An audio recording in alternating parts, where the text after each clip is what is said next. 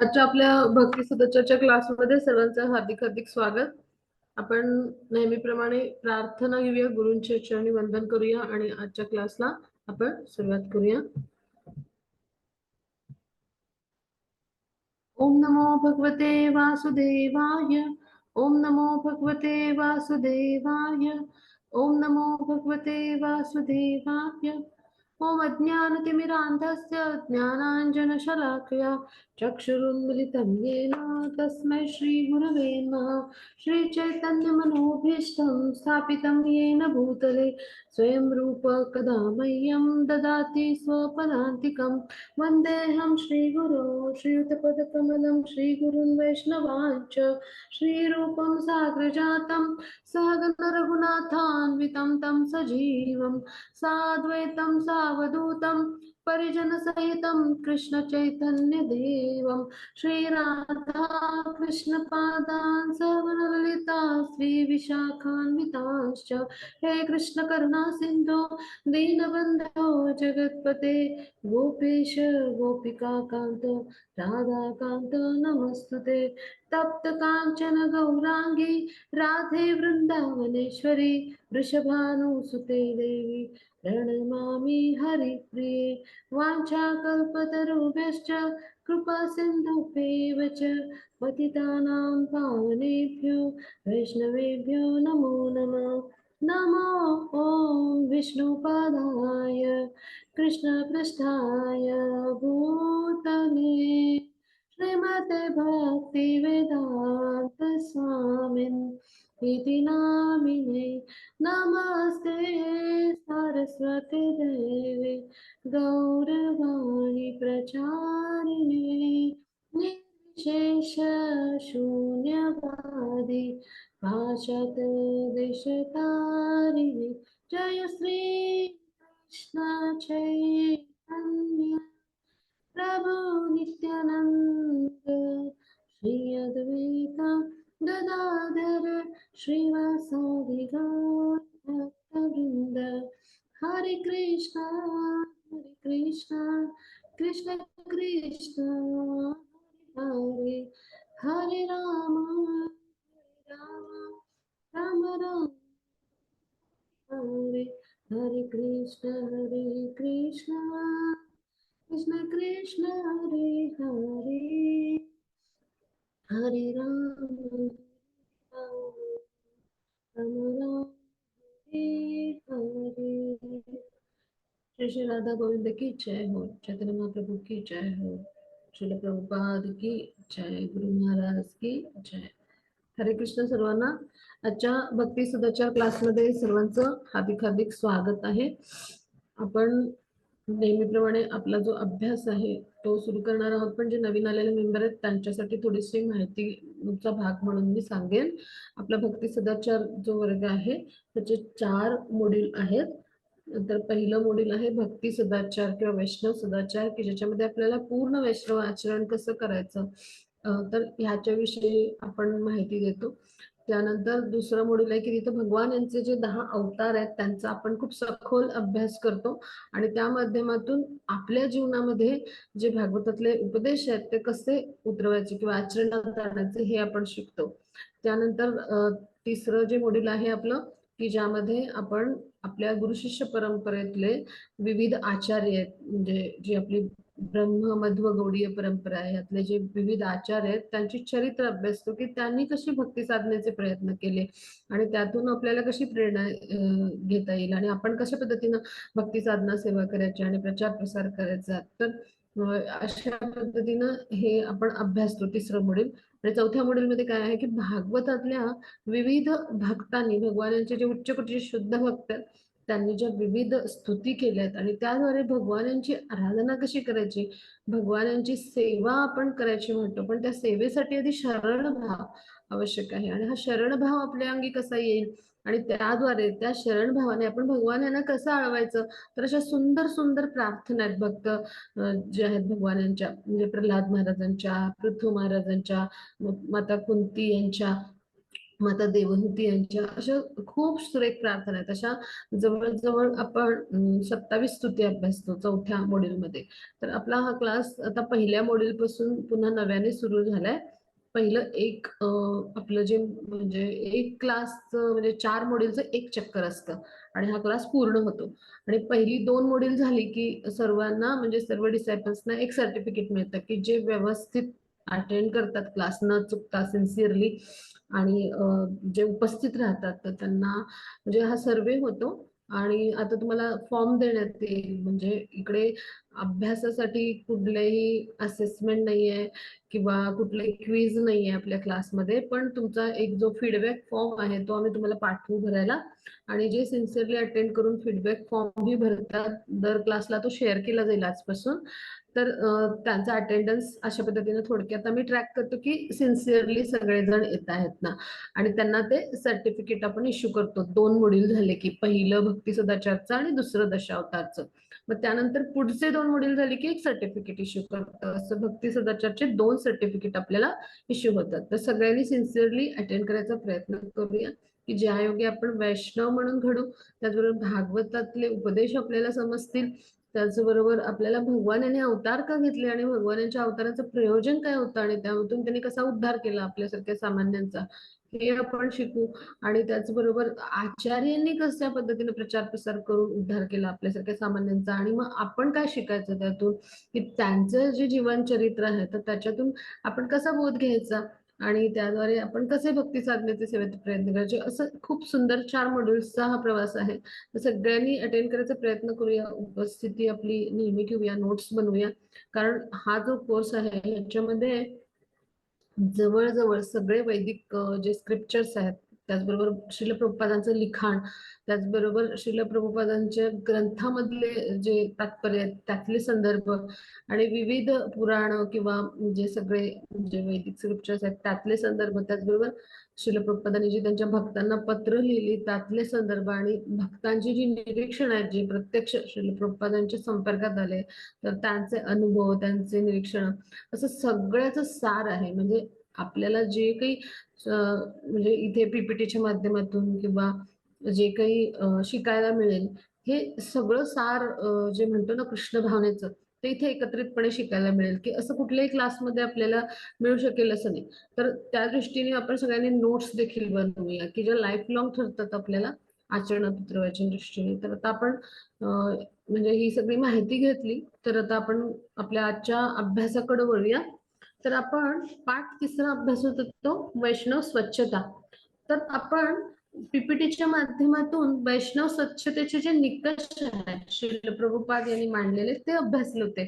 पण आपण अजून सखोल जाणार आहोत आज आणि पुढे ह्याच्या पुढे जाऊन आपण आपलं जे स्वयंपाकघर आहे किंवा मंदिरामध्ये भगवान यांचं स्वयंपाकघर जे आहे, तर ते कशा पद्धतीने त्याची स्वच्छता राखतात, मग आपली वैयक्तिक स्वच्छता कशी आपण राखायला हवी आहे, तर हे सगळं आपण अभ्यासणार आहोत. मग आता ह्या सगळ्या गोष्टी अभ्यासताना आपण एक लक्षात ठेवूया की फक्त आपण सदाचाराचं पालन केलं म्हणजे झालं असं नाही. तर आपली जी भक्ती साधना आहे म्हणजे तर ती सुद्धा आपली तितकीच सक्षम असणं किंवा तितकीच आपली मजबूत असणं आवश्यक आहे. म्हणजे पहाटे मंगलारतीला उठणं किंवा 16 माळा जप करणं, भगवानांचा प्रसाद ग्रहण करणं, म्हणजे त्याचबरोबर वेगवेगळ्या माध्यमातून आपण म्हणजे जे भगवद्गीता आहे किंवा भागवत आहे तर यांचा अभ्यास करणं, म्हणजे वेदांचं अध्ययन थोडक्यात आपण म्हणू किंवा शास्त्रांचा अभ्यास. त्याचबरोबर आपण नाम संकीर्तन करणं किंवा मंदिरातल्या कार्यक्रमामध्ये सहभागी होणं किंवा वेगवेगळ्या सेवा करणं, तर हे सुद्धा तितकंच महत्वाचं आहे. आणि त्याचबरोबर धामच्या यात्रा असतील तर त्या देखील आपण शक्य असल्यास प्रत्येकाचं जे काही म्हणजे परिस्थिती किंवा जे काही म्हणजे जॉब असेल किंवा व्यवसाय असेल किंवा कोणी गृहिणी असतील तर त्या परिस्थितीनुसार ज्यांना जे शक्य आहे त्यांनी तो करायचा प्रयत्न करावा, यात्रेच्या बाबतीतचा प्रयत्न. पण निश्चितच आपण ह्या गोष्टींचा जेव्हा प्रयास करतो तेव्हा आपण भक्ती मार्गावर पुढे पुढे जात असतो. म्हणजे आपली भक्तिलता जी असते ती पुढे पुढे वाढत जाते. म्हणजे इथे आपण हा भाग समजून घेऊया की फक्त सदाचाराचं पालन केलं तरी आपण पूर्णत्व नाही प्राप्त करू शकणार. तर त्याचबरोबर त्याला भक्ती साधनेची जोड आपल्याला द्यायला हवी. आणि फक्त भक्ती साधना केली तरी देखील नाही होणार आहे. तर आपल्याला काय करायला लागेल, भक्ती सदाचारानुसार आचरण करणं आवश्यक आहे.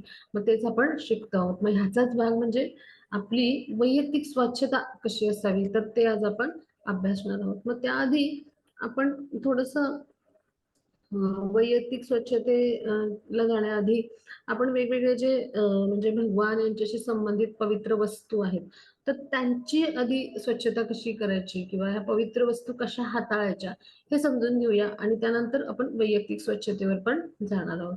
तर सगळ्यांनी आपल्या छोट्या छोट्या पॉइंट्स वाईज नोट्स सुद्धा बनवल्या तरी चालतील. आणखी रेकॉर्डिंग पुन्हा पुन्हा ऐकूया आपण, सर्वांना मुद्दे क्लिअर होतील. तर आता आपण समजून घेऊया की पवित्र वस्तू ज्या असतात की ज्यामध्ये काय काय येतं. तर आध्यात्मिक जी पुस्तकं आहेत म्हणजे भगवद्गीता, भागवत, तर आता हे भगवान प्रत्यक्ष जे आहेत, तर त्यांचे अवतार आहेत. म्हणजे भागवत म्हणजे भगवान प्रत्यक्ष आहेत, भगवद्गीता म्हणजे भगवान प्रत्यक्ष आहेत. म्हणजे कलियुगामध्ये जे आहे, तर त्याविषयीचा भागवतामध्ये म्हणजे कलियुगामध्ये भगवान कसे प्रत्यक्ष अवतरले, तर त्याचा भागवतामधल्या पहिल्या स्कंदामध्ये जो आहे, तर त्याचा संदर्भ आहे. पहिल्या स्कंदाच्या जो पहिला आणि दुसरा जो अध्याय आहे, तर त्याच्यामध्ये त्याचा संदर्भ आहे की शौनक आणि इतर मुनींनी जे सूत गोस्वामी आहेत त्यांना प्रश्न विचारले होते की आता म्हणजे द्वापार युगामध्ये तुम्ही तुमचा अवतार संपवून भगवान जे आहेत, तर त्यांनी आपला अवतार संपवला होता आणि त्यानंतर भगवानांनी प्रस्थान केलं होतं गोलोक वृंदावनला. तर मग त्यानंतर आपल्यासाठी म्हणजे कशा पद्धतीने म्हणजे धर्म म्हणजे जे धर्म आहे, तर धर्माचं आचरण कशा पद्धतीने म्हणजे आपण करू शकतो. तर म्हणजे धर्म जो आहे तर तो कोणाच्या आश्रयास जाईल मग जर भगवान यांनी आपला अवतार संपवला आहे तर. तर असा प्रश्न विचारला होता. मग त्याचं उत्तर दुसऱ्या अध्यायामध्ये मिळतं. तर त्यानुसार भगवान जे आहेत त्यांनी जेव्हा अवतार समाप्ती आपली केली द्वापार युगामध्ये, तर त्यानंतर भागवत जो आहे तर तो प्रकटला. आणि तो भागवत म्हणजे ग्रंथ भागवत जो आहे, तर तो जो प्रकट झाला, तर त्याच्या माध्यमातूनच जे आहेत भगवान आपल्याला कलियुगामध्ये मार्गदर्शन करत असतात. म्हणजे प्रत्यक्ष ग्रंथ भागवत म्हणजे प्रत्यक्ष तिथे भगवान कृष्ण जे आहे तर त्यांचं ते प्राकट्य आहे भागवत ग्रंथाच्या माध्यमातून. तर हे आपण सगळ्यांनी लक्षात घेऊया. मग असे जे पवित्र ग्रंथ आहेत किंवा भगवद्गीता म्हणजे काय आहे, भगवान यांची वाणी आहे, प्रत्यक्ष वाणी आहे. हिज ऑर्डर्स आपण म्हणू किंवा त्यांचे प्रत्यक्ष आज्ञा आहेत किंवा उपदेश आहेत. मग भगवान यांची वाणी आणि भगवान हे काही म्हणजे हे काही भिन्न नाही आहेत, अभिन्न आहे हे सगळं. मग त्यामुळं प्रत्यक्ष ते भगवानच आहेत भगवद्गीता म्हणजे. तर ह्यांचा म्हणजे असे जे ग्रंथ आहेत, तर ह्यांच्या बाबतीत आपण काळजी काय घ्यायची किंवा जपमाळ आहे, तर जपमाळ जी आहे तर ती आपण शक्यतो तुळशीची म्हणजे तुळशीच्या मण्यांची जपमाळ वापरतो. तर तुळशी महाराणी हे सर्वश्रेष्ठ भगवानांच्या भक्त आहेत. म्हणजे राधाराणी जे आहेत, तर त्यांचाच एक आपण म्हणू विस्तार म्हणजे वृंदादेवी. मग वृंदादेवी ज्या आहेत तर त्या भगवान यांच्या खूप अशा पवित्र आणि अत्यंत श्रेष्ठ अशा भक्त आहेत. म्हणजे वृंदावनमध्ये कोण दर्शनाला येईल आणि कोण दर्शन भगवानांचं घेईल हे सगळं वृंदादेवी ठरवत असतात. आपले जे विविध शुक असतात त्यांच्या माध्यमातून त्या माहिती घेत असतात. आणि अशा पद्धतीने वृंदादेवी ज्या आहेत त्या भगवानांच्या सर्वश्रेष्ठ भक्त आहेत. तर त्याच्यापासून बनलेली जपमाळ आहे तर ती अत्यंत पवित्र आहे. तिला हाताळताना आपण खूप काळजी घ्यायला पाहिजे की प्रत्यक्ष वृंदाराणींसोबत आपण आहोत किंवा तुलसी महाराणींसोबत आपण आहोत किंवा करताल आणि मृदुंग, तर हे सुद्धा म्हणजे भगवान जे आहेत तर मृदुंग जे आहेत तर ते नारद मुनींचा अवतार मानला जातो. म्हणजे अशा पद्धतीने ह्या ज्या वस्तू आहेत हे वस्तू नसून भगवत अवतार आहेत, भगवान प्रत्यक्ष आहेत हे समजून आपण त्यांचा आदर केला पाहिजे. आणि त्यांना इतस्ततः कुठेही जमिनीवर अस्वच्छ जागेत ठेवता कामा नये. म्हणजे आपण ह्या वस्तू ज्या आहेत त्या इतर पूजनीय वस्तूप्रमाणे त्यांचा आदर करावा. किंवा त्यांना उचलताना किंवा त्यांना ठेवताना सुद्धा खूप आदराने सन्मानाने ठेवा. असं फेकून दिल्यासारखं, कसं तरी वस्तू टाकल्यासारखं असं आचरण या ग्रंथांच्या बाबतीत किंवा करताल मृदुंगाच्या बाबतीत किंवा जपमाळ यांच्या बाबतीत आपल्याला करून नाही चालणार. तर आपल्याला त्यांना एक व्यक्तीला आपण हाताळतो किंवा एक छोटंसं बाळ आपण हाताळतो म्हणजे पद्धतीने आपण त्यांचा सन्मान केला पाहिजे आणि त्यांना अत्यंत सन्मानाने, आदराने आपण हाताळलं पाहिजे. म्हणजे कोणत्याही पवित्र वस्तूला अशा आपण कधी पायाने नाही स्पर्श करायचा. म्हणजे लोक असं करतात पायाने सरकवून द्यायचं वगैरे अशा गोष्टी करतात गडबडीच्या वेळेत असं आपण पाहतो. तर अशा कोणत्याही वस्तू आपण पायाने स्पर्श करून सरकवून म्हणजे असं सरकवणं किंवा स्पर्श करणं, ढकलणं अशा गोष्टी करू नयेत. चुकून जर झाल्या आपल्याकडून अजाणतेपणी तरी देखील आपण क्षमायाचना करावी भगवानांची. कधी-कधी अनावधानाने होतात. पण आपल्या लक्षात आलेल्या आपण भगवानांच्या चरणी क्षमायाचना करावी. कारण ते एक सहसाधकच असतात आपल्या आध्यात्मिक प्रवासातले आणि प्रत्येक जीवा म्हणजे प्रत्येक वस्तूमध्ये भगवान आहेत. सर्वव्यापी आहेत भगवान. अगदी अणूच्या अंतरात देखील आहेत. म्हणजे जिथे तिथे भगवान उपस्थित आहेत. मग प्रत्येक वस्तू मग ती चल असेल, अचल असेल, त्या सगळ्यामध्ये भगवानांचं रूप आपल्याला पाहता आलं पाहिजे आणि त्या वस्तूंचा सन्मान की इथे भगवान आहे. मग छोटी वस्तू असेल तर आपण असा विचार करू शकतो की बाळ रूपात भगवान आहेत किंवा भगवान जे आहेत ते आपल्या हृदयामध्ये 6 इंचामध्ये म्हणजे 6 इंचाच्या आकारामध्ये उपस्थित असतात. मग इतक्या सूक्ष्म म्हणजे स्तरावर भगवानांचं अस्तित्व आपण पाहू शकतो किंवा आपला जो जीवात्मा आहे तो त्याचा आकार किती आहे तर आपला जो डोक्यावरचा केस आहे त्याच्या अग्राचा 1 दशांश भाग इतका म्हणजे इतका सूक्ष्म आपला आत्मा आहे भगवानांचा अंश आहे. मग इतक्या सूक्ष्म स्तरावर जर भगवान सगळीकडे उपस्थित आहेत तर आपण त्यांचा आदर तितकाच सन्मान देऊन केला पाहिजे आणि ह्यासाठी अशा पूजनीय वस्तू ज्या आहेत त्या अत्यंत म्हणजे सन्मानाने आणि आदराने आपण हाताळल्या पाहिजेत. तसंच आपण जी कामे हाताने होऊ शकतात त्याचा पायाचं म्हणजे त्यासाठी पायाचा उपयोग नाही करायचा. म्हणजे जर हाताने आपण उचलून वस्तू ठेवतो तर त्या पायाने सरकवून पायाने ढकलून म्हणजे आता हार्मोनियम आहे भगवान यांच्या म्हणजे भजन कीर्तन सेवेमध्ये हार्मोनियम पण आपण वापरतो म्हणजे पेटी. तर मग त्या पेटीचं बॉक्स असतं मग ते ढकललं आपण पायाने असं नाही करायचं. तर आणि शक्यतो काय करायचं आपण उजव्या हाताचा वापर करायचा. तर उजव्या हाताने आपण त्या वस्तूंना स्पर्श करावा. तर ह्याच्यामध्ये सोपंसं म्हणजे आहे शास्त्र, की आपण डाव्या हाताचा उपयोग जे आहे, तर आपण आपल्या ज्या आंतरिक स्वच्छता आहे त्या करण्यासाठी करत असतो आणि म्हणून उजव्या हाताचा शक्यतो वापर ह्या वस्तूंना, पवित्र वस्तूंना स्पर्श करण्यासाठी आपण करावा. म्हणजे एखादी पवित्र वस्तू जमिनीवर पडली, तर ती तात्काळ उचलून तिचा आपल्या मस्तकाला स्पर्श करावा. म्हणजे माळ असते आपली जपमाळ मग आपली त्यासाठी बीड बॅग असते. मग बीड बॅगचा सुद्धा तितकाच सन्मान केला पाहिजे. ते आपले सहसाधक आहेत आपल्या आध्यात्मिक प्रवासातले. ते कुणी वस्तू नसून ते देखील एक जीवात्माच आहे. हा म्हणजे जी बीड बॅग आहे ती सुद्धा कापसापासून बनली आहे. तर कापूस कुठून आला तर कपाशीचं जे झाड असतं त्यापासून. मग ते कपाशीचा जो वृक्ष आहे तर तो सुद्धा एक जीवात्माच आहे. म्हणजे तो जीवात्म्याचाच एक भाग आहे कापूस. तर अशा पद्धतीने आपण विचार केला पाहिजे आणि प्रत्येक ठिकाणी भगवानांना पाहायला शिकलं पाहिजे. मग तो देखील एक सहसाधक आहे आपल्या आध्यात्मिक प्रवासातला. असा सन्मान करून ती वस्तू आपल्या हातातून पडली किंवा हेळसांड झाली त्या वस्तूला उचलून ठेवताना किंवा वापरताना तर आपण तात्काळ ती उचलून घेऊन आपल्या मस्तकाला तिचा स्पर्श करावा आणि हरे कृष्ण महामंत्र आपण एकदा बोलायचा प्रयत्न करावा. मग आता ग्रंथ आहेत किंवा भक्त आहेत किंवा प्रसाद आहे किंवा भगवंतांना अर्पलेली फुलं आहेत किंवा इतर पवित्र वस्तू आहेत. तर ह्या कधी आपण ओलांडायच्या नाही. म्हणजे आता आपण चाललो आहोत मंदिरामध्ये गेलो. हं. आणि मग मंदिरात गेल्यावर काय होतं तिथे प्रवचन असतं. मग तिथे भक्तांच्या मेळ्यामध्ये आपण बसतो संघामध्ये प्रवचन ऐकायला. मग आपल्याला काहीतरी कॉल येतो कोणाचा किंवा आपल्याला काहीतरी सेवेसाठी भक्त बोलवत असतात, सहसाधक बोलवत असतात. अशी कुठलीही गोष्ट घडू शकते. मग आता तिथे भक्त बसलेत. मग त्यांना ओलांडून नाही जायचं आपण. म्हणजे कोणीतरी असं त्यांच्या छोटे भक्त उंचीला असतील तर त्यांच्या डोक्यावरून असं ढांग टाकून जातात किंवा असं नाही करायचं. म्हणजे जसं घरात लोक वागतात कशाही पद्धतीचं आपण पाहतो. तर असं मंदिरामध्ये वागणं अपेक्षित नाही किंवा घरात देखील जिथं भक्त आहेत, भगवान आहेत, तर तिथं आपण कसं पाहिजे?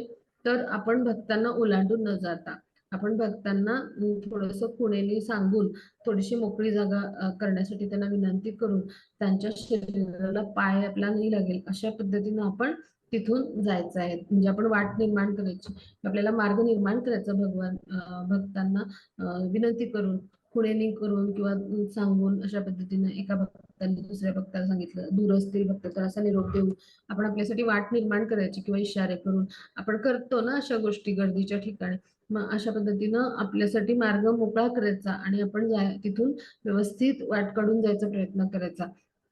इन केस आपला म्हणजे अशा प्रयत्नांमध्ये सुद्धा आपला एखाद्या भक्तांच्या शरीराला पाय लागला किंवा त्यांच्या कोणत्याही अंगाला आपला पाय लागला तर आपण त्यावेळेला काय करायचं, आपल्या उजव्या हातानं त्यांच्या शरीराला स्पर्श करायचा आणि आपल्या मस्तकाला स्पर्श करायचा आणि म्हणजे मनातल्या मनात जरी आपण क्षमा मागितली आणि हरे कृष्ण महामंत्राचा एक वेळ जप केला मनात किंवा तोंडाने पुटपुटून तरी म्हणजे ते कसं आहे तर ते योग्य राहील.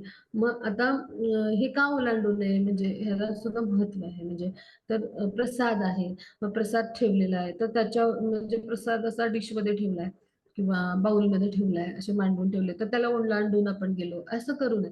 किंवा भगवानांना अर्पिलेली फुलं आहेत तर त्याला ओलांडून आपण जाऊ नये. म्हणजे अशा पद्धतीने तर ह्या पवित्र वस्तू आहेत ना तर ह्यांचा आपण मग तो त्यावेळेला काय करत असतो की एक प्रकारे आपण त्यांना ओलांडून जातो तेव्हा त्यांचा सन्मान जो आहे तर तो आपण ठेवला नाही असा त्याचा अर्थ होतो. म्हणजे पहा आपल्या जे गुरु आहेत, उदाहरण देते मी, किंवा उच्च कोटीचे वैष्णव आहेत किंवा आपल्यापेक्षा सिनियर वैष्णव आहेत, पण त्यांना असं ओलांडून त्यांच्याशी असा विचित्र व्यवहार करून आपण गेलो तर त्यांच्याविषयीचा आदर व्यक्त होईल का?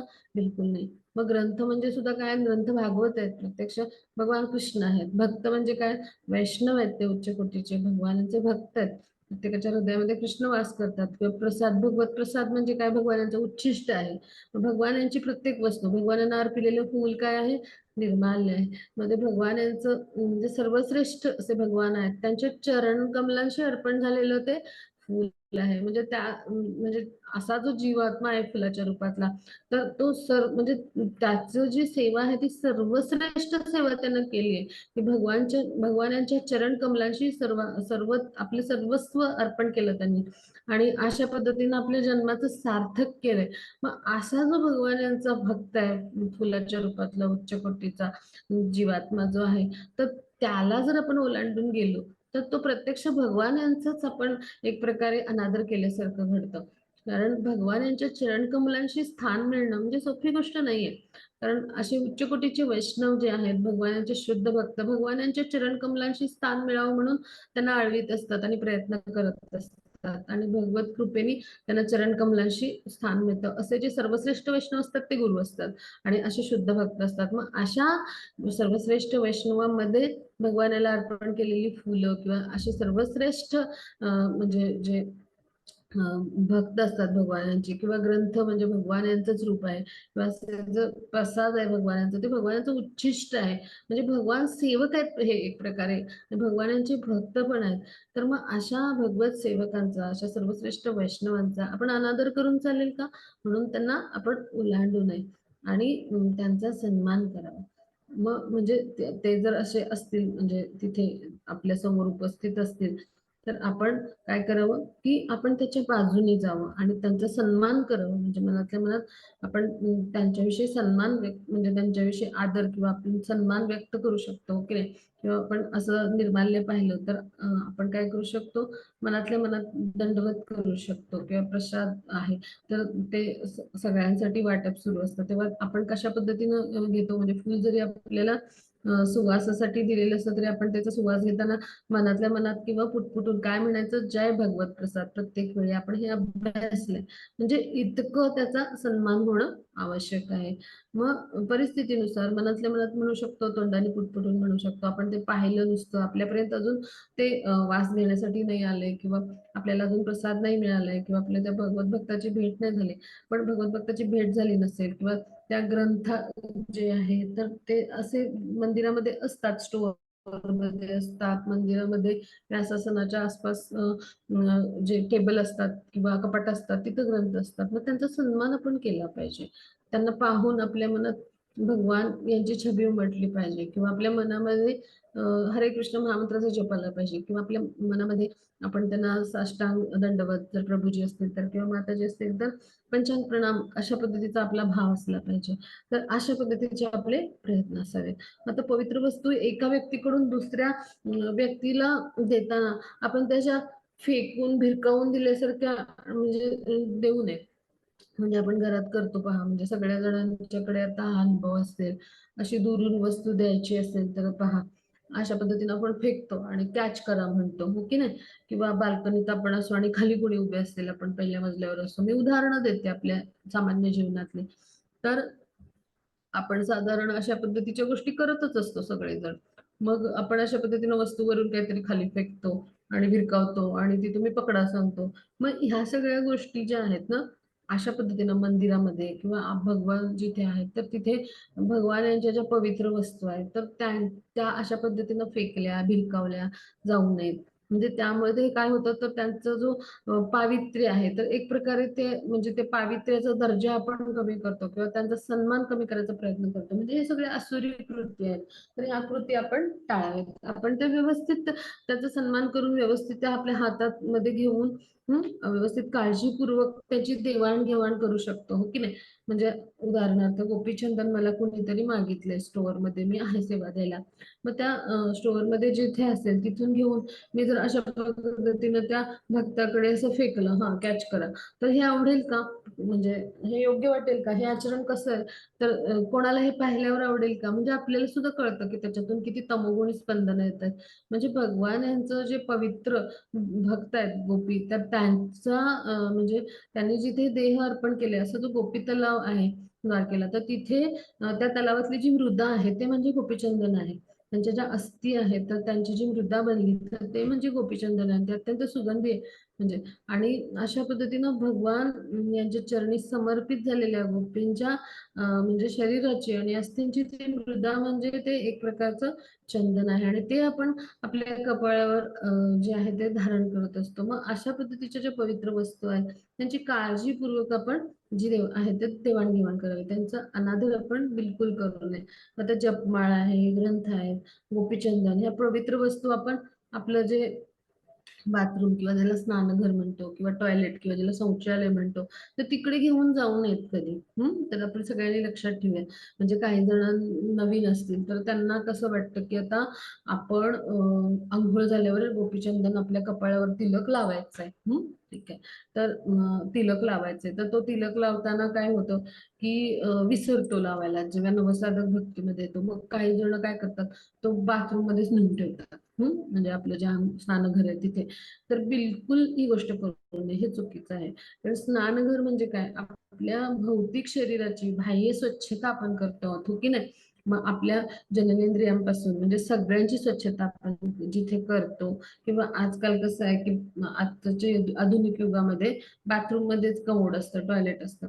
मग अशा ठिकाणी आपण गोपीचंदन किंवा आपला ग्रंथ किंवा आपली जपमाळ बिलकुल नेऊ नये. म्हणजे जप करत करत आपण गेलो तिथेच बाथरूम मध्ये अडकवून ठेवली हुकला जपमाळ आणि मग टॉयलेट बाथरूम म्हणजे जे काही आपल्याला म्हणजे सुविधा घ्यायची आहे ती घेतली आणि त्यानंतर बाहेर आलो, तर हे खूप चुकीचं आहे. तर असा भाग करू नये. किंवा भगवद्गीतेचा ग्रंथ वाचत वाचतच गेलो आपण आणि मग तिथेच ठेवला बाथरूम मध्ये आणि मग आपलं जे कार्यक्रम आहे, जे काही आपल्याला स्वच्छताचा भाग करायचा तो उरकला आणि त्यानंतर मग गीता वाचत वाचत आपण आलो, तर बिलकुल अशा गोष्टी करू नये. अशा गोष्टींनी त्या ग्रंथांचं पावित्र्य म्हणजे प्रत्यक्ष भगवान आहेत, भगवंतांची विविध रूप आहेत भक्तांच्या माध्यमातली ती आणि प्रत्येक चराचरात भगवान आहेत, भगवान सर्वव्यापी आहे. तर अशा भगवानांचा तो निराधारच आपण एक प्रकारे निराधारच करत असतो. मग अशा पवित्र वस्तू आहेत, तर अशा ठिकाणी घेऊन जाऊ नये.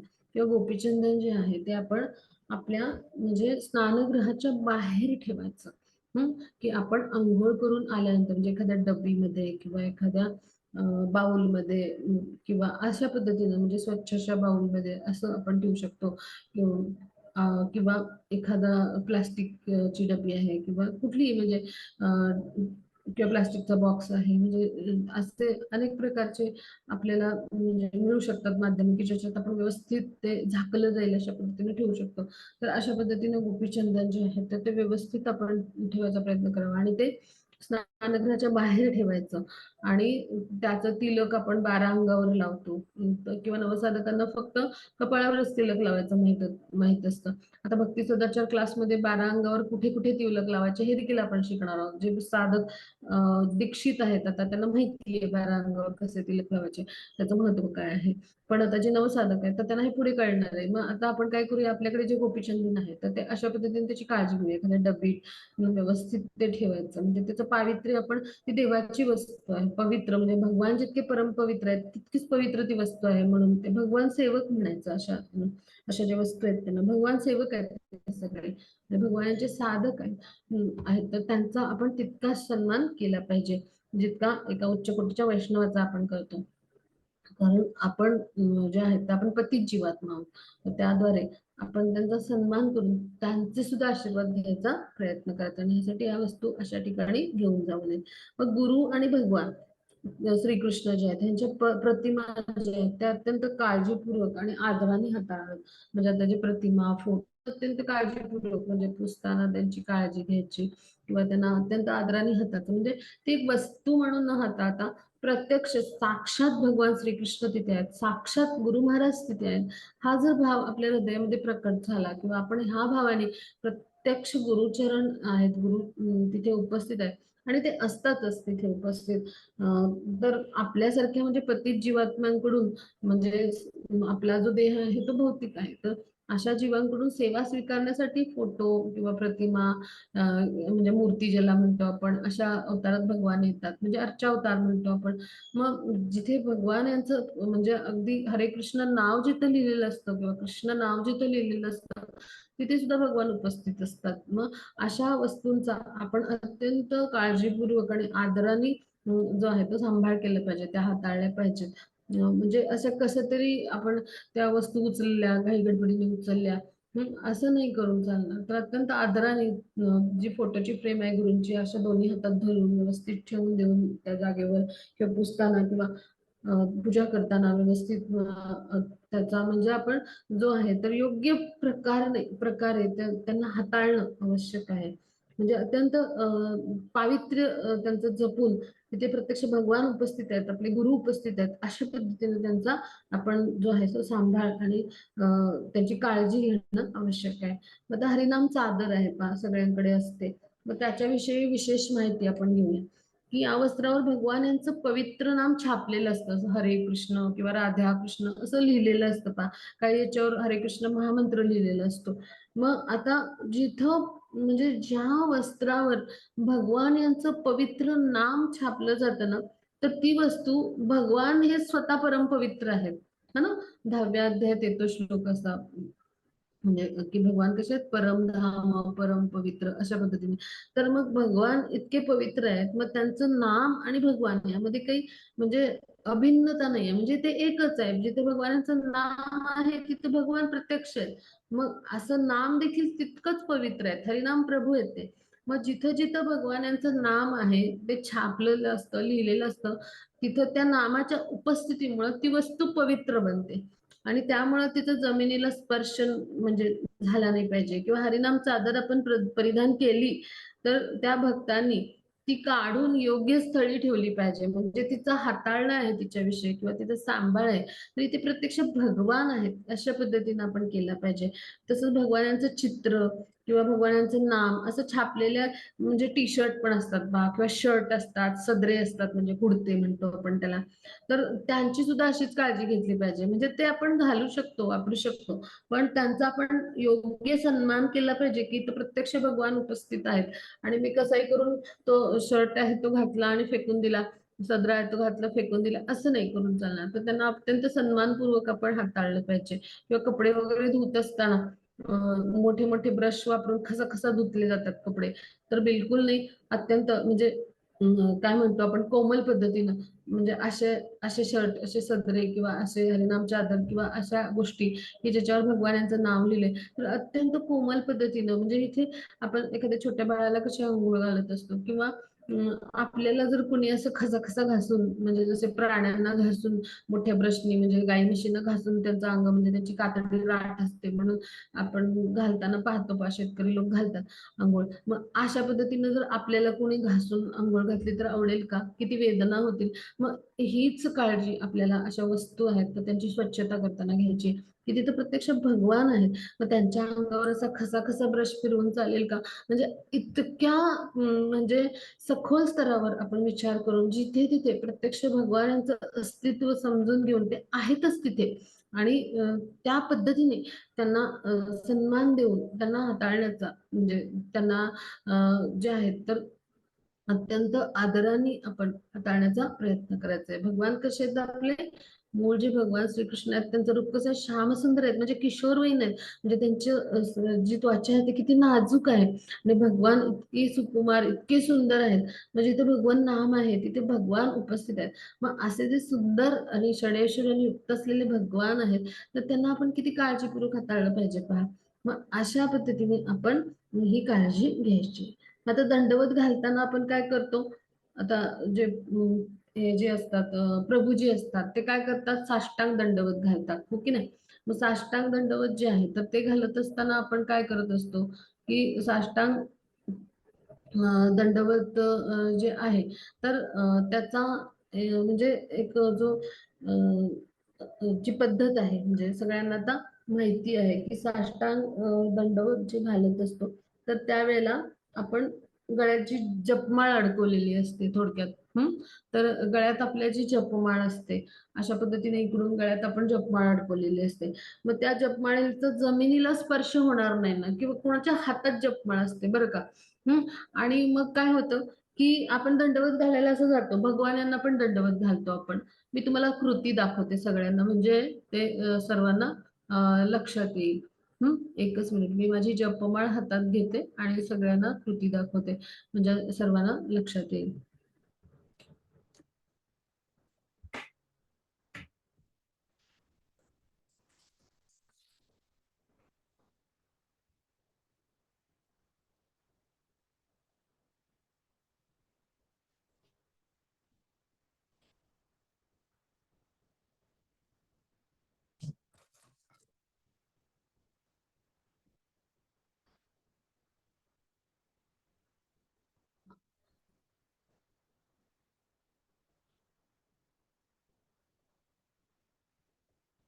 तर ही जी जपमाळ असते तर त्याचा आपण कशा पद्धतीनं उपयोग करतो पहा, म्हणजे आणि ती कशी आपण ऍक्च्युली त्याचा सन्मान कसा करायला पाहिजे पहा. तर अशा पद्धतीने आपल्या हातात अशी गुंडाळलेली असते आणि आपण जप करत असतो. मग जप करत असताना काय होतं, मंदिरात गेलो किंवा आपल्या देवघरात असो, म्हणजे आपण जप करत असो, मग तिथे आपल्याला दंडवत करत असतो, मग लगेच आपण असंच दंडवत करतो, अशीच हातात घेतो आणि असंच दंडवत करतो. तर हे चुकीचं आहे. ही जी माळ आहे दंडवत करताना, ही जी बीडबॅग आहे तर तिचा आणि जपमाळेचा आपण सन्मान केला पाहिजे. ती जमिनीला स्पर्श होता कामा नये, किंवा आपण ही अशी गळ्यात गुंडाळलेली असते, आपल्या गळ्यात असते ती अशी.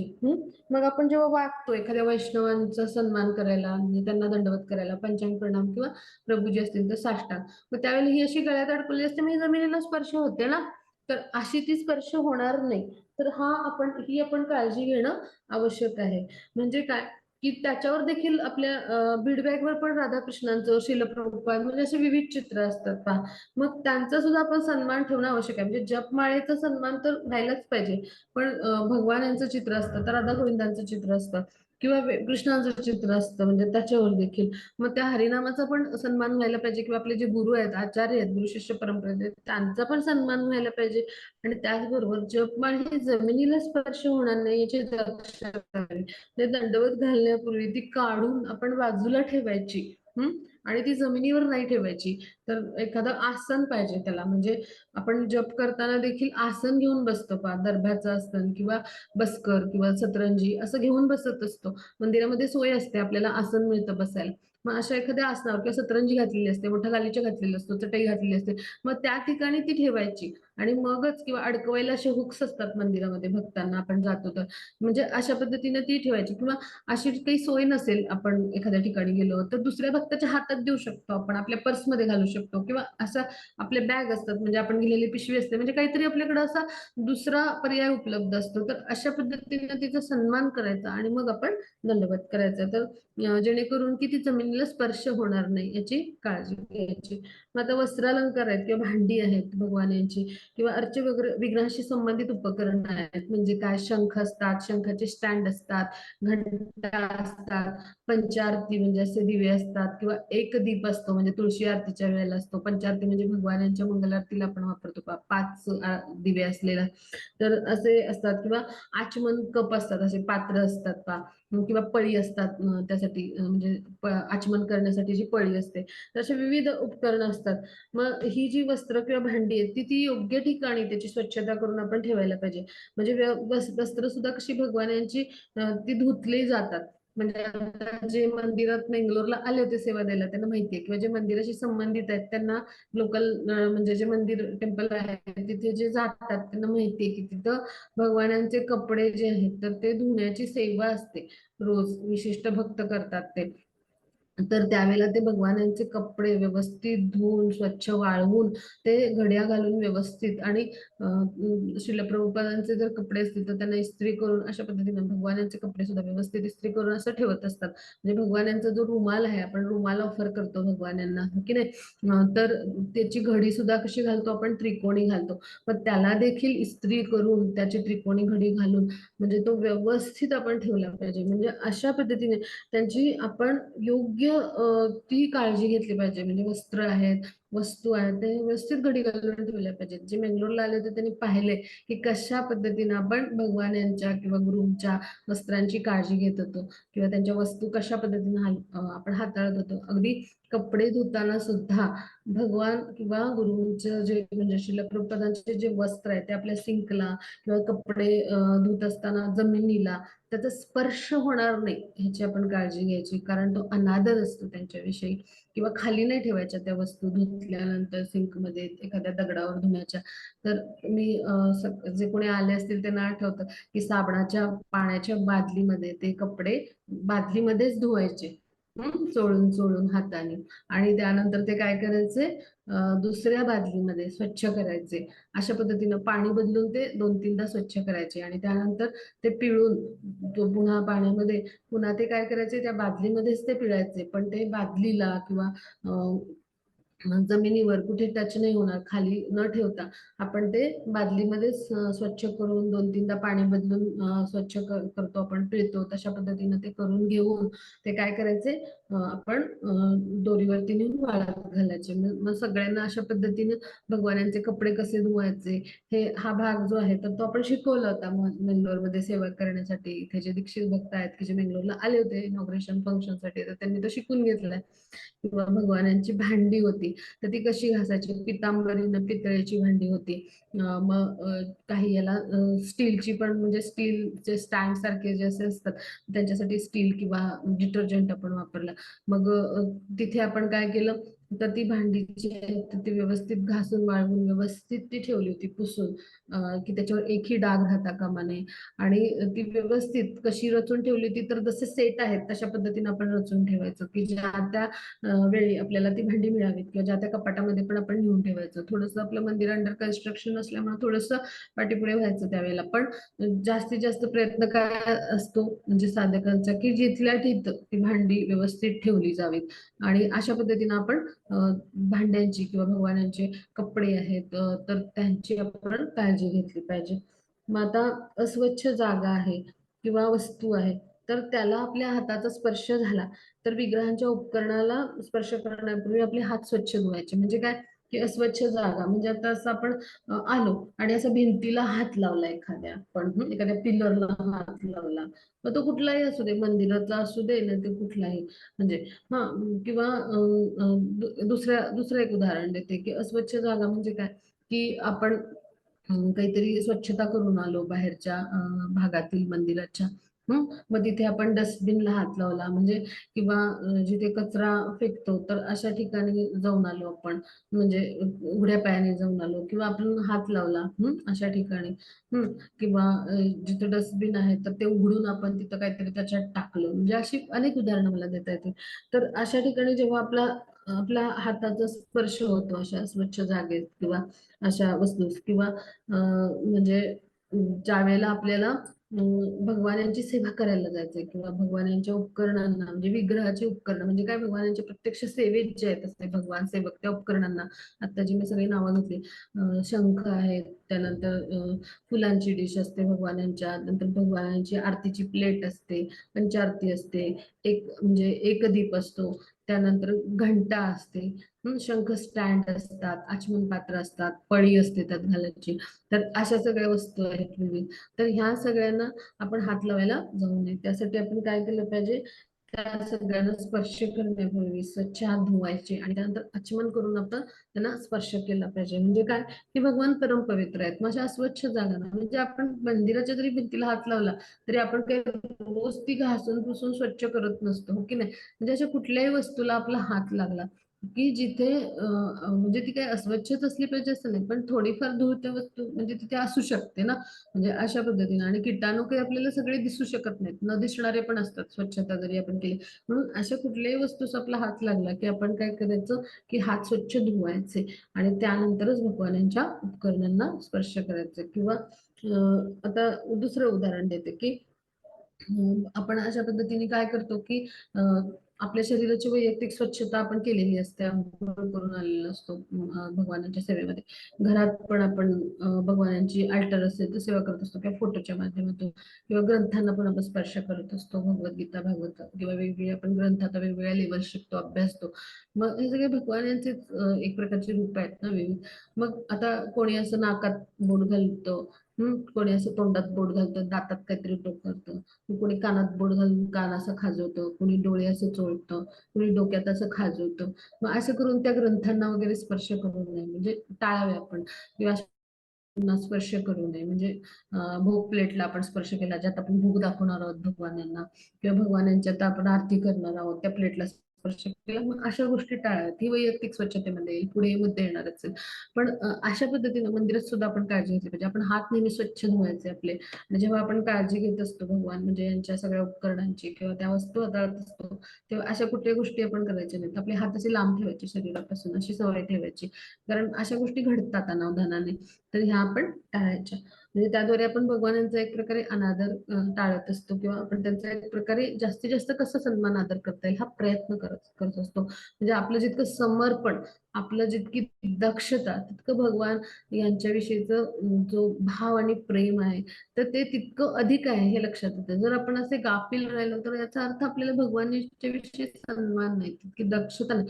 जिथं आपल्याला प्रेम आहे आणि जिथं आपलं समर्पण आहे तिथं आपण अत्यंत दक्ष राहून सेवा देतो, हो की नाही.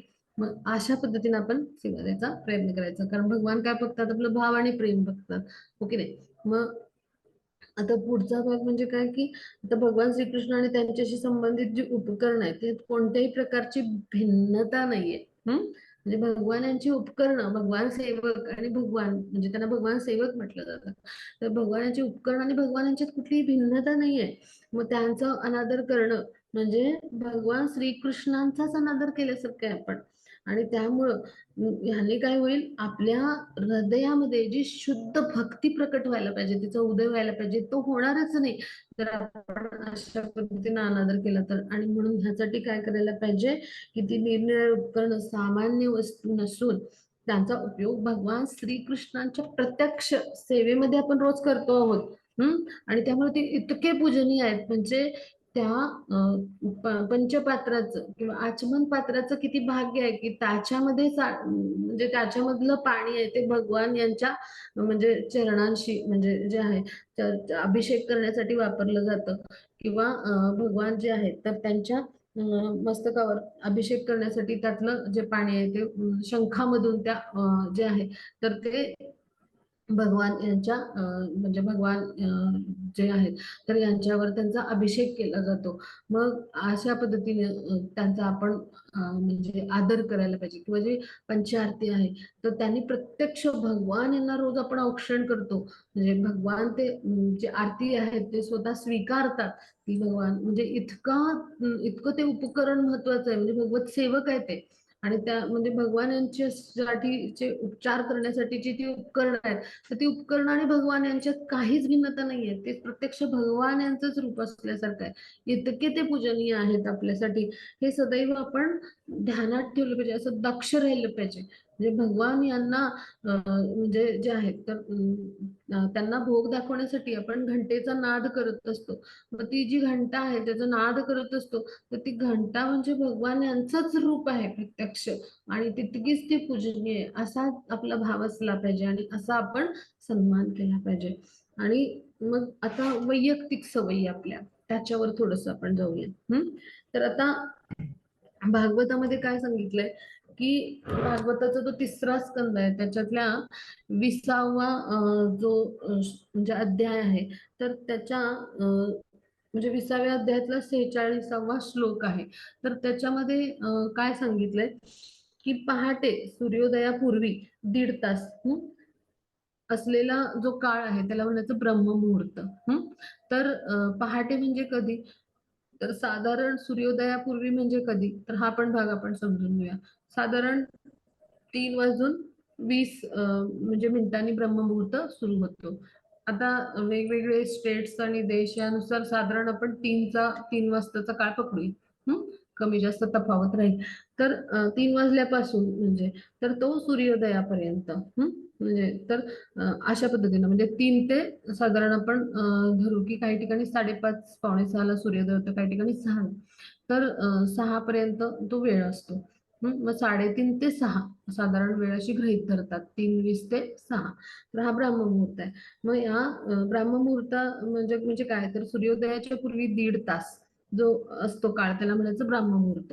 मग असा जो ब्राह्ममुहूर्त आहे त्या काळामध्ये केलेल्या ज्या आध्यात्मिक क्रिया आहेत तर त्या ज्या क्रिया असतात किंवा अशा काळामध्ये केलेली जी साधना आहे म्हणजे नामजप आहे, मंगलारतीला आपण उपस्थित राहणं, भगवानांची प्रत्यक्ष घरात आपण फोटो असतील तर अल्टर मध्ये सेट केलेले तर त्यांची सेवा करणं म्हणजे आरती करणं.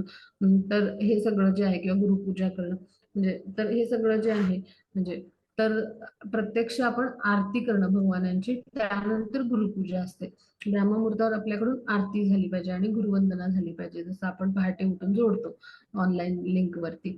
तर त्यावेळेला आपण प्रत्यक्ष आपल्या अल्टरमध्ये पण करायचं भगवान यांचं तसंच त्या पद्धतीनं. तर असे जे कोणी प्रयत्न करतात किंवा अशी ज्या पद्धतीने आध्यात्मिक साधना करायचे ज्या कोणाचे प्रयत्न होतात ब्रह्ममुहूर्तावर साधना करण्याचे तर ती जी साधना आहे किंवा ते जे प्रयत्न आहेत ते दिवसभर आपण जे करू ना ब्रह्ममुहूर्त संपल्यानंतर त्याच्या कितीतरी अधिक पटीनं श्रेष्ठ आहे. म्हणजे ती सर्वश्रेष्ठ साधना जी आहे ती ब्रह्ममुहूर्तावर घडते पहा. कारण ते सत्वगुणात केलेलं कार्य असतं आणि सत्वगुणातून आपण शुद्ध सत्वगुणात जातो तेव्हा आपण भगवानांच्या चरण कमलांची सेवा करण्यासाठी आपण पात्र ठरतो. मग अशा सत्वगुणामध्ये जेव्हा आपण सेवा करू म्हणजे सत्वगुणातली जी सेवा आहे तर अशी रोज करून आपण शुद्ध सत्वगुणात जाऊ हो की नाही. पण आपण जर अशी सेवा केलीच नाही आणि दिवसभरात कधी केली तर आपण दिवसभरातलं साधारण दिवसाचे 3 भाग आहेत. तर सकाळी पहाटे म्हणजे ब्राह्ममुहूर्तापासून सूर्योदयापर्यंतचा काळ म्हणजे जो आहे तो साधारण सत्वगुण आहे. म्हणजे ऍक्च्युली रात्री 12 पासून म्हणजे सूर्योदयापर्यंतचा काळ सत्वगुणाचा असतो. पण त्यात आपल्या माहितीसाठी आपण एवढं लक्षात ठेवलं की ब्राह्ममुहूर्तापासून आपल्या सूर्योदयापर्यंत सत्वगुणाचा काळ असतो. सूर्योदयापासून जो आहे तो संध्या समयापर्यंत जो आहे तर तो रजोगुणाचा काळ असतो आणि संध्या समयापासून मध्यरात्रीपर्यंत जो आहे तर तो तमोगुणाचा काळ असतो. मग ह्या वेळेतली साधना जी आहे तर ती तितकीशी श्रेष्ठ नसते जितकी आपण ब्राह्ममुहूर्तावर उठून करतो. म्हणजे ब्राह्ममुहूर्तावर उठून केलेली साधना सर्वश्रेष्ठ असते. म्हणून पूर्वीच्या काळी गुरुकुलमध्ये पहाटे उठून काय करायचे तर श्लोक पठण करायचे किंवा पहाटे उठून अध्ययन करायचे किंवा अभ्यास सुद्धा पहाटे उठून करावा असं म्हटलं जातं. मग हे कशासाठी आहे तर त्यावेळेला आपले जे स्मरणशक्ती वाढवणारी जी ग्रंथी आहे म्हणजे याचं वैद्यकीय महत्व देखील माहिती आहे. तर ते मी सांगण्याचा भाग करेन. तर पिट्युटरी ग्रंथी म्हणून असते, तर तिचं कार्य चांगलं होत असतं, त्याच्यातून संप्रेरक चांगल्या पद्धतीने म्हणजे हार्मोन्स स्त्रवत असतात. म्हणजे एक प्रकारे आपलं शारीरिक स्वास्थ्यही चांगलं राहतं आणि शरीर आपलं चांगल्या पद्धतीनं कार्य करतं. आणि दुसरं म्हणजे आध्यात्मिक महत्व आहे, की त्या काळातली साधना ही सर्वश्रेष्ठ असते. म्हणजे असा ब्राह्ममुहूर्त हा पवित्र मुहूर्त आहे. आणि ह्या मुहूर्ताच्या काळामध्ये सगळे जे भक्त, साधक, देव देवता हे सगळे सगळे भगवत सेवेमध्ये स्वतःला अर्पण करून असतात किंवा स्वतःला त्यांनी समर्पित केले असतं. मग अशा काळात आपण साधना करून म्हणजे त्याचं चैतन्य घेण्याचा प्रयत्न केला पाहिजे, म्हणून ती सर्वश्रेष्ठ आहे. मग त्या म्हणजे अशा ब्रह्ममुहूर्तावर आपण उठावं. आणि मग काय करावं, थंड पाण्यानं स्नान करून स्वच्छ वस्त्र परिधान करावे. तर थंड पाण्याला प्रत्येकाला जमेल असं नाही, ज्याला जे शक्य आहे त्याने करायचा प्रयत्न करावा. थंड पाण्याचं स्नान हे सत्वगुणी स्नान मानलं जातं आणि म्हणून थंड पाण्याने स्नान करावं असं आध्यात्मिक अभिप्रेत म्हणजे आध्यात्मिक ह्याच्यामध्ये शास्त्रामध्ये किंवा ग्रंथामध्ये अभिप्रेत आहे की थंड पाण्याने स्नान करून म्हणजे स्वच्छ वस्त्र परिधान करावेत आणि दिवसाच्या आपल्या साधनेला सुरुवात करावी. आता सर्व परिस्थितीत स्नान करणं आवश्यक आहे, म्हणजे आपण स्नान करूनच ह्या गोष्टी करायला पाहिजेत, कारण ती शरीराची बाह्य स्वच्छता आहे. आंतरिक स्वच्छता आपण हरे कृष्ण महामंत्राच्या जपाने करतो. मग पहाटे उठल्यानंतर आपण काय करावं, तासापेक्षा अधिक म्हणजे पहाटे उठल्यानंतर त्यानंतर 1 तासापेक्षा अधिक आपण झोप घेतली किंवा वामकुक्षी म्हणजे जेवल्यानंतर थोडीशी आपण झोप घेतो तशी, किंवा आपण शौचाला जाऊन आलो तर किंवा रात्री किंवा आजारपणात आपण स्नान नाही केलं तर चालू शकेल. किंवा म्हणजे आजारपणात म्हणजे रात्री किंवा आजारपणात स्नान नाही केलं तर चालेल. पण आता मी ज्या गोष्टी सांगते म्हणजे पहाटे उठल्यानंतर त्यानंतर तासापेक्षा अधिक वेळ वामकुक्षी म्हणजे झोप जेवल्यानंतरची जी आपण थोडा वेळ पडतो जी झोप घेतो त्याला म्हणायचं वामकुक्षी.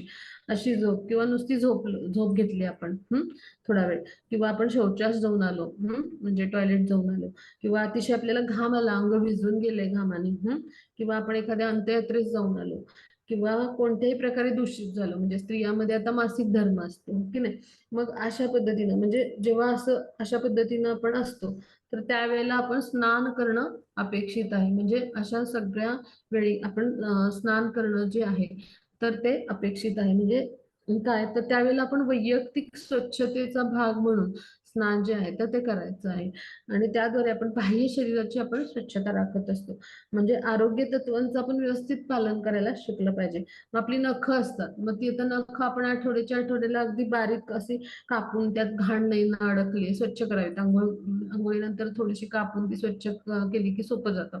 मग ह्या वैयक्तिक स्वच्छतेच्या गोष्टी आहेत. किंवा कापलेल्या नखांचे तुकडे आपण कचरा पेटीतच टाकावेत. आणि ते कसे टाकायचे की ती इतर कचऱ्यात मिसळू नयेत, कारण आपल्या शरीराचे ते काय आहेत टर्मिनल एंड्स किंवा आपण म्हणतो की नको असलेले भाग आहेत ते आपण कापतो आहोत. तर ते काय करायचे एखाद्या कागदात किंवा अशा पिशवीत प्लास्टिकच्या छोट्या गुंडाळून आपण ती कचरा म्हणजे कुंडीमध्ये टाकावी. म्हणजे अशा पद्धतीने आपण काळजी घ्यावी. किंवा श्रील रूप गोस्वामी काय म्हणतात की दातांच्या म्हणजे नियमित स्वच्छतेविषयी त्यांनी प्रत्यक्ष स्वतः हेतुपुरस्सर लिहिलंय म्हणजे उल्लेख केलाय की दात आपण रोज स्वच्छ घासावे. किंवा कुठलाही पदार्थ खाल्ल्यानंतर चूळ भरावी. तर त्याच्या मागे शास्त्रांचं प्रयोजन आहे की आपलं म्हणजे जे काही आपण म्हणतो शरीराची स्वच्छता, तर तसं आपण मुखशुद्धी म्हणतो त्याला.